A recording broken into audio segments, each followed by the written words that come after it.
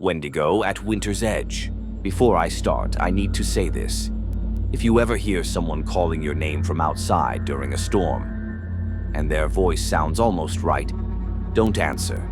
This story was sent to me anonymously, and after reading it, I understand why they didn't want their name attached to it. The first night I thought it was my dad knocking on the window. That's the part that still makes my stomach drop, because my dad was asleep in the room next to mine, snoring loud enough to shake the thin cabin walls. But the knocking was slow, careful. 3 taps, a pause, then my name, whispered from just outside the glass.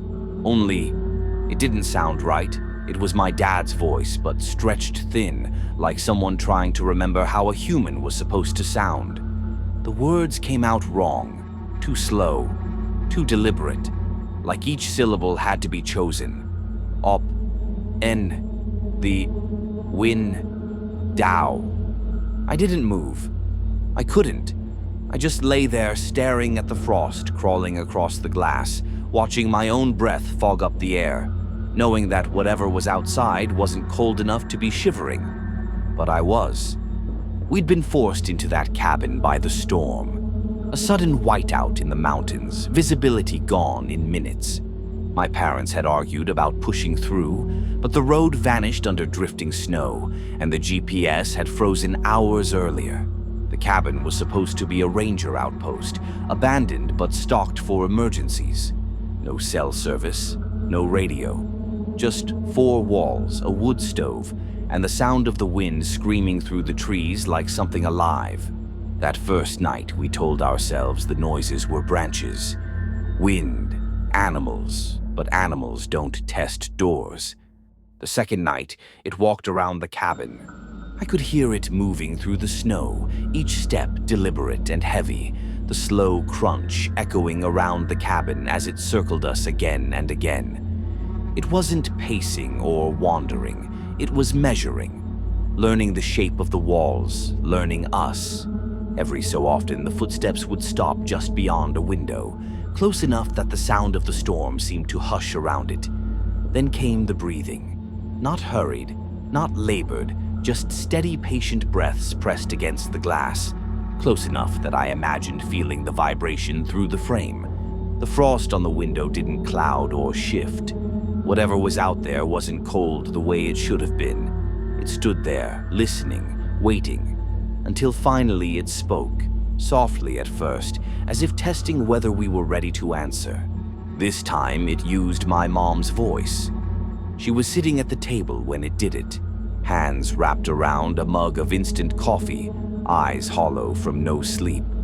The thing outside copied her exactly, her tone, her rhythm, even the way she cleared her throat before speaking.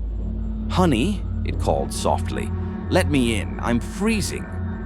My mom dropped the mug. It shattered on the floor and she started crying without making a sound. That was when my dad finally told us about the stories. He grew up near these mountains, said the elders warned about something that came during long winters, when hunger and isolation made people desperate. A thing that learned voices, that wore hunger like a skin, a thing that waited at the edge of storms. A Wendigo. He said it wasn't just a tale to scare kids. People disappeared, families found torn apart, the snow around them strangely melted, as if the air itself had been burned. The Wendigo, he said, could mimic voices, friends, loved ones, just to draw you close. And once it tasted fear, it never let go. He looked at us, eyes grave. "That's why you never answer it," he whispered. "Not even once." The third night, it got closer. The tapping wasn't on the windows anymore. It was on the door, slow, patient, knuckles dragging across the wood like it was testing how strong it was. Then it spoke again, this time using my voice. "Dad," it said perfectly, "I'm outside." My dad grabbed the rifle from the wall, hands shaking so badly I thought he'd drop it. He didn't answer. None of us did. We sat in the dark, listening as it repeated the sentence again and again, each time a little less human. a little more eager. When the storm finally broke, there was no sign of it. No scratches, no blood, just tracks in the snow. They started as deep, split hoof prints, far too big for any deer I'd ever seen. But as they approached the cabin, they changed. The hooves stretched, melted, became barefoot human footprints. They ended right at our front door, and there were no tracks leading away. Sometimes, when winter storms roll in and the wind hits the windows just right, I still hear someone tapping, and I still have to remind myself, whatever is out there already knows how I sound.